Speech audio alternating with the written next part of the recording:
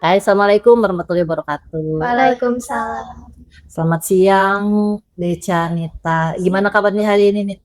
Puji Tuhan baik. Baik ya, alhamdulillah. Puji Tuhan, Nita sehat ya, Deca. Alhamdulillah. Alhamdulillah sehat. Ya itu yang harus kita syukuri pertama, karena walau gimana pun dengan sehat kita bisa beraktivitas. Ya, kita nih hari ini mau bincang-bincang nih seputar semangat Kartini. Karena belum lama kita baru merayakan atau memperingati hari lahirnya Raden Ajeng Kartini yang merupakan seorang pahlawan perempuan yang mendobrak sistem-sistem tradisional, sistem lama di mana perempuan itu ada di posisi bawah, gitu kan? Nah, dengan adanya semangat RA Kartini, kita bisa sampai seperti sekarang. Kamu bisa sekolah sampai SMK. Mungkin nanti kamu juga akan kuliah. Beda dengan zaman dahulu, apalagi perempuan itu dulu kan nggak boleh sekolah, ya. Nah, ngomong-ngomong dengan semangat era Kartini itu, kira-kira semangatnya beliau itu masih relate nggak sampai sekarang nih?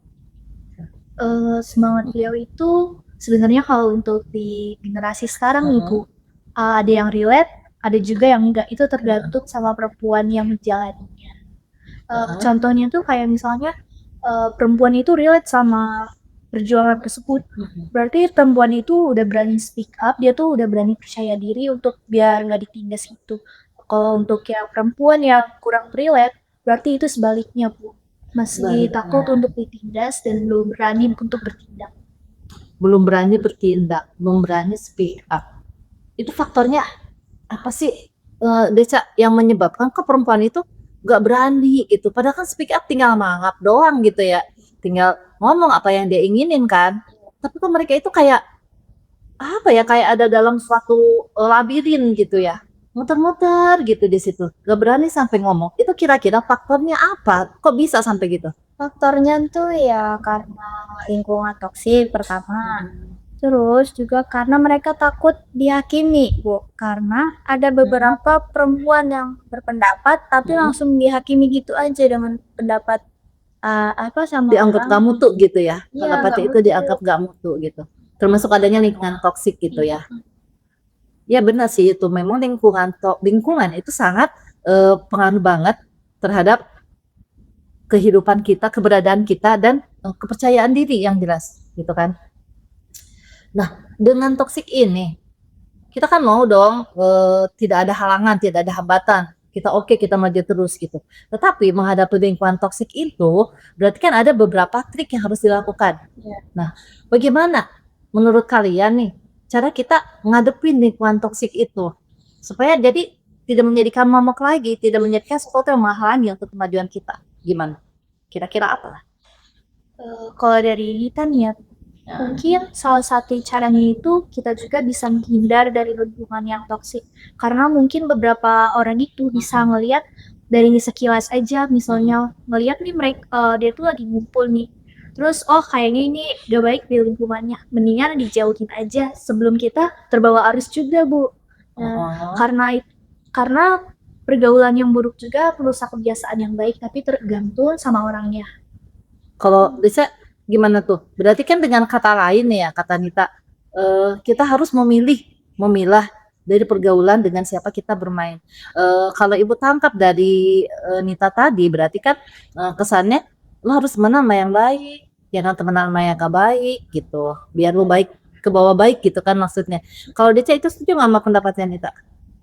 Kurang setuju Bu, karena kalau semisalnya kita berteman dengan yang baik aja, yang salah akan makin salah. Jadi kita harus ngedampingin yang salah biar jadi benar gitu. Jadi lurus gitu kan. Oke, kalau ibu setuju nih dengan pendapatnya Deca ya, karena kan ketika ada teman kita yang salah, terus nggak kita raih kan, nggak kita temenin, jadi makin salah.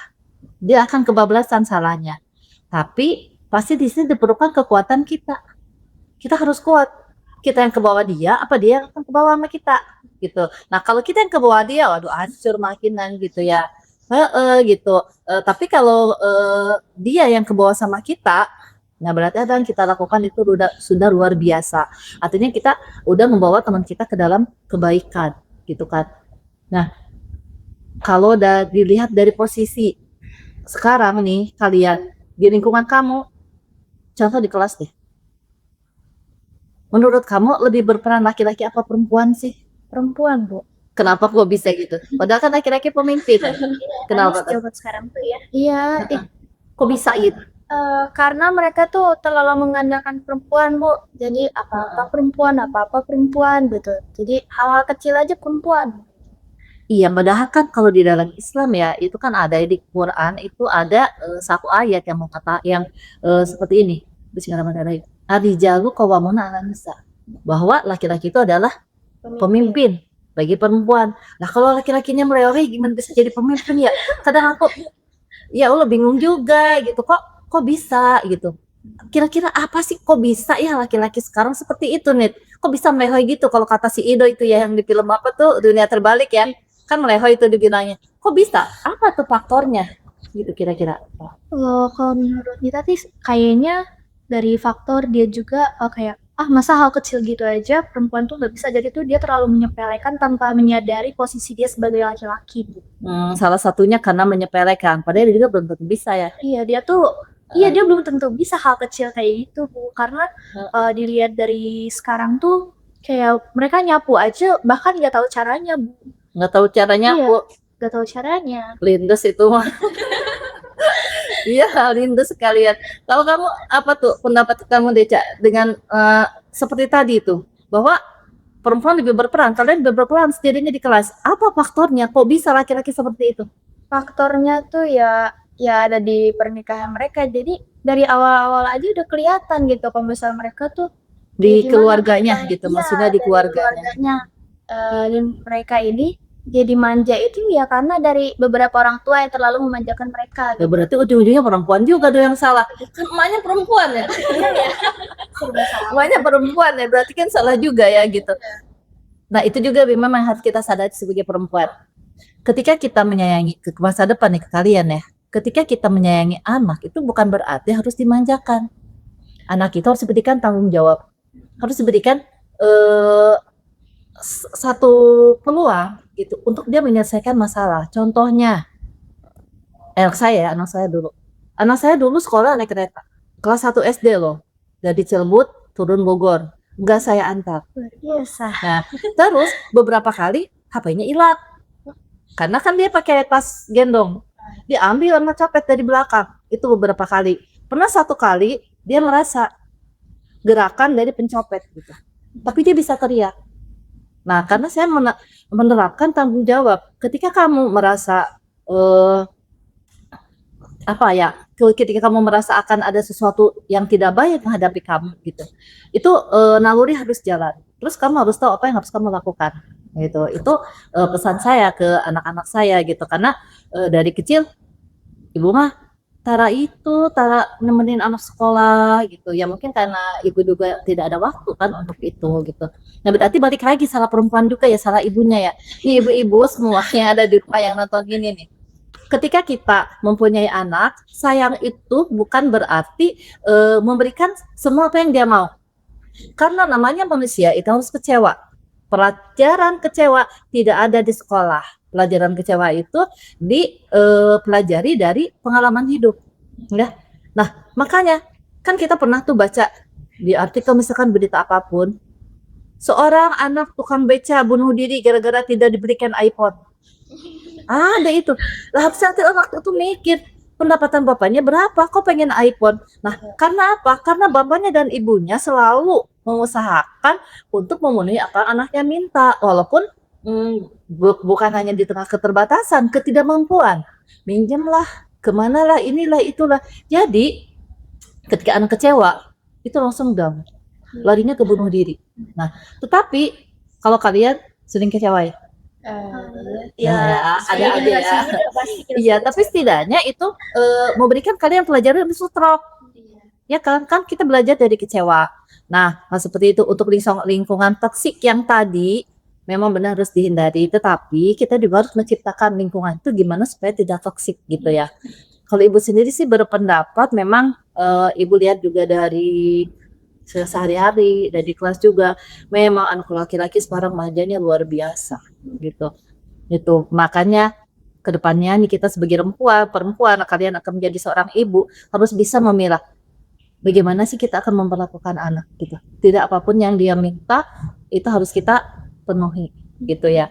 Nah itu lingkungan toksik. Kadang kan lingkungan toksik selain itu adanya ketidakpercayaan dari masyarakat. Iya. Heeh. Ya kan? Kayak kemarin deh. Di sekolah kita ada kan yang mau lomba silat. Nah itu tuh kemarin tuh kelas 11 DKV ya kalau nggak salah si Galuh itu. Ketika dia mau maju, itu ada orangnya bisa apa sih dia? Gitu. Ya, udah ngejudge dulu. Gitu ngejudge duluan nggak bisa. Akhirnya Galuh membuktikan dia bisa juara 2. Gitu. Nah, hal itu jadi kita harus menghadapi orang toksik itu dengan pembuktian bahwa kita gue lebih oke loh daripada lu siapa gitu bisa apa-apa juga kagak gitu kan. Nah itu kan lingkungan toksik ya.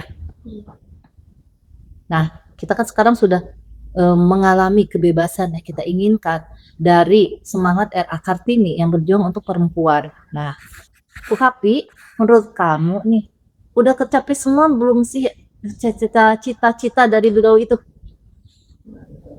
Tercapai semua belum cita-citanya? Ya sebenarnya sih belum 100% ya, karena kebanyakan wanita di Indonesia ini perempuan-perempuan ada yang belum berani speak up, dan bahkan juga ada tuh ya Bu yang buat yang percaya diri untuk melakukan suatu hal karena takut dihakimi seperti yang dibilang Deca tadi. Karena takut dihakimi ya, padahal dihakimi mah kita mah hadapin aja gitu ya. Kita harus berani mengutarakan pendapat, kemudian juga kita harus berusaha untuk mempertahankan pendapat. Ya selama kita benar gitu, benar dalam arti tidak keluar dari jalur yang ditetapkan oleh agama, norma dan hukum negara. Perempuan cuek aja gitu. Kan banyak itu juga perempuan-perempuan yang hebat kan. Sekarang menteri-menteri juga ada yang kan perempuan. Oh iya, ini menurut kalian tindakan pemerintah tuh terhadap perlindungan perempuan udah maksimal belum? Belum. Kenapa belum? Ya, Indikatornya apa kalian bilang belum? lihat dari berita kemarin aja sih Bu gitu ya, dari kecelakaan Bekasi Timur kemarin kereta itu tuh apa ya, perempuan yang jadi korban ya? Nggak ada laki satu pun. perempuan semua yang jadi korban gitu. Iya itu gara-gara gerbong ya. Iya benar. Jadi gerbong yang dikhususkan untuk wanita itu ada di gerbong awal, di depan dan di belakang. Ketika nabrak mati duluan, ditabrak juga mati duluan. Ya kan? Yang cowok-cowoknya di tengah nyaman-nyaman aja gitu. Seharusnya kalau kita pikir secara biasa, kalau laki-laki ada di depan dan di belakang ketika terjadi tabrakan, dia mah bisa loncat ya. Ya kan, cepet gitu gerakannya, lari juga. Lah perempuan paling teriak-teriak, au gitu-gitu doang. Panik kan, lama-lama ya udah gitu kejepit mati gitu. Kan kayak gitu. Tetapi kan katanya dari Direktur KAI untuk penempatan gerbong itu tidak karena alasan gender, nggak karena perempuan. Mungkin kayak gini, kok populasi perempuan terlalu banyak gitu ya, udah daripada mati yang banyak duluan gitu ya. Enggak juga kayak gitu sih ya, cuman kalau pikiran konyol gitu, oh iya perempuan udah kebanyakan, biar ngurangi populasinya suruh mati aja deh gitu gitu kan ya. Enggak juga, itu mah kita bercanda konyol aja ya. Nah tetapi dengan itu kalau kata Deca, ketika gerbong perempuan akhirnya dipindahin nih sesuai dengan yang diminta oleh Menteri Urusan Wanita. Ada kan Menteri Urusan Wanita, dia menyarankan untuk gerbong perempuan ada di tengah. Kamu setuju nggak, Dek? Nggak setuju Bu, Kenapa tuh? karena ya pengawasannya tuh kurang ketat, di rawan pelecehan Bu di sana. Terus juga kalau misal mereka mau keluar itu kan lewat tengah dulu kan, jadi tuh ya gitu deh Bu, pokoknya rawan. Jadi tetap aja yang awalnya makanya dibikin gerbong perempuan itu untuk menghindari pelecehan, ketika ada di tengah kena juga gitu ya. Iya, kena lagi. Kalau Nita setuju? Nggak setuju sih Bu. Bener yang kata Deca bilang tadi. Terus tuh selain itu mungkin untuk perpindahan ya, kita kan nggak mungkin menghitung mana ya gerbong tengah, misalnya kita dari sebelah kanan atau kiri, kita nggak bisa memperkirakan mana yang di mana pasnya gitu ya. Oh iya, kalau di depan sama belakang udah ketahuan, di sana belakang di sana gitu ya. Iya sih benar juga, itu pendapatnya benar. Ketika di tengah kita bingung tengahnya yang mana ya gitu kan, kita bingung. Kalau di pandang belakang memang udah jelas ya, sebenarnya sih ya walaupun terjadi kecelakaan kan itu mah sudah ada takdirnya ya, kehendak yang di atas ya gitu. Kalau memang sudah pada waktunya, apapun mungkin caranya yang membawa mereka ke kejadian seperti itu gitu ya. Cuman bagaimanapun tetap saya sendiri prihatin ya dengan musibah yang kemarin gitu ya. Yang saya lihat yang saya baca itu di berita per hari kemarin sore itu udah 16 orang yang meninggal, yang luka-luka masih banyak gitu ya. Kita doakan semoga para arwah yang kemarin terkena ya di bencana tabrakan kereta itu semoga diterima amal ibadahnya oleh Allah Subhanahu wa taala, kemudian lapangkan kuburnya, diampuni semua dosa-dosanya, dan bagi yang ditinggalkan juga diberikan kekuatan gitu. Nah, itu kan kita udah ngomong nih tentang semangat Kartini nih udah banyak-banyak gitu. Saya mau satu statement, satu pernyataan tentang perempuan Indonesia saat ini. Menurut Nita harus bagaimana? Menurut Nika nih, perempuan di Indonesia ini, kita tuh harus belajar untuk percaya diri dan kita itu harus berani speak up. Karena lingkungan itu nggak bisa membaca gerak-gerik kita, Bu. Jadi kita tuh harus mengeluarkan tanda-tanda atau kita harus speak up sendiri. Nggak harus dimengerti sama orang lain, tapi harus kita yang memberikan Sinyal iya, sebenarnya. sinyal itu biar yang sekeliling itu tahu. Jadi kitanya harus aware sendiri gitu Iya. ya, tanpa menumbuk pekanya lain, apalagi pekanya laki-laki gitu ya. Ya, karena kita nggak bisa bergantung sama orang lain. Oke, good. Kalau Lisa, statement perempuan itu harus bagaimana? Statement perempuan ya, sama seperti yang jawab sama Nita, kita juga nggak boleh takut kalau misalnya kita dihakimi, Bu. Jadi ya sudah gitu kan, di negara Indonesia ini boleh berpendapat apa saja nah tanpa harus dihakimi gitu. Iya, pokoknya mah kalau ada yang agak-agak julid gitu ya, kita labrak aja, kita lawan aja gitu ya. Nah iyalah gitu ya, kan sekarang julid nggak cuman katanya perempuan maruk julid, enggak, laki-laki juga banyak ya sekarang mah ya gitu. Jadi balik lagi memang ke pola asuh orang tua di dalam mendidik anak-anaknya, itu yang lebih berperan. Dan orang tua yang dimaksudkan adalah ibu. Nah tetapnya balik lagi, kita juga memang yang awalnya harus benar, karena kan ada satu juga hadis kalau tidak salah yang mengatakan bahwa Ummi Madrasatul Ula, ibu itu adalah sekolah pertama bagi anak-anaknya. Nah untuk itu para ibu, para perempuan, anak-anakku sekalian, anak perempuan yang menyimak dari podcast ini, mari kita perbaharui bagaimana cara kita untuk mendidik anak-anak kita.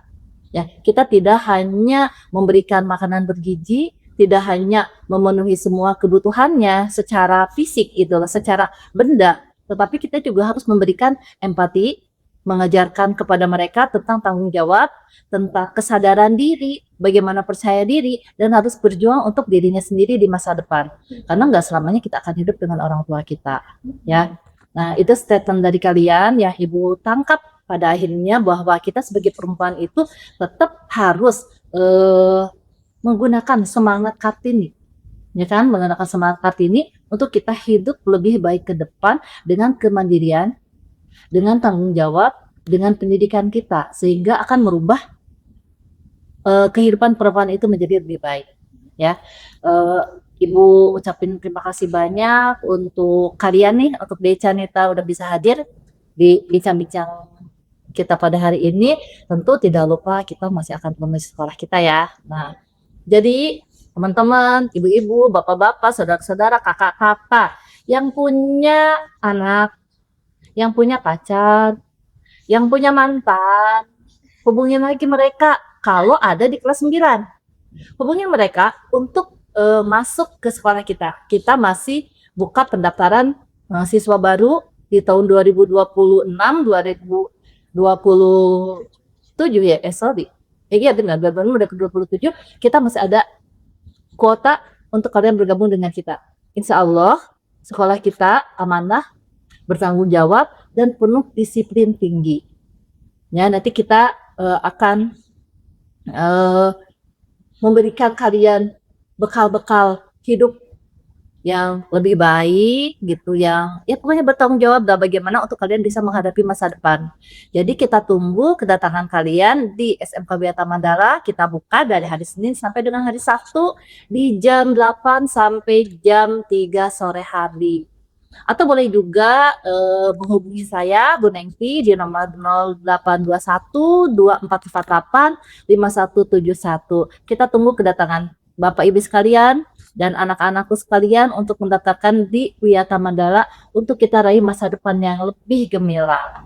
Kenapa sih guys kita harus daftar di SMK Wiyata Mandala? Kenapanya? Kenapanya? Karena ini guys, di SMK Wiyata Mandala itu merupakan sekolah yang disiplinkan semua muridnya tanpa memandang gender. Jadi baik perempuan maupun lelaki kita semua diperlakukan sama. Dan SMK Wiyata Mandala juga merupakan sekolah umum yang menerima semua murid tanpa memandang agama. Nah, makanya guys harus di sini daftarnya karena lokasinya juga strategis. Jadi, ayo daftar ke SMK Wiyata Mandala. Oke, kita tunggu kalian di sini untuk daftar ke SMK Wiyata Mandala. Kita raih masa depan lebih gemilang. Terima kasih. Dadah.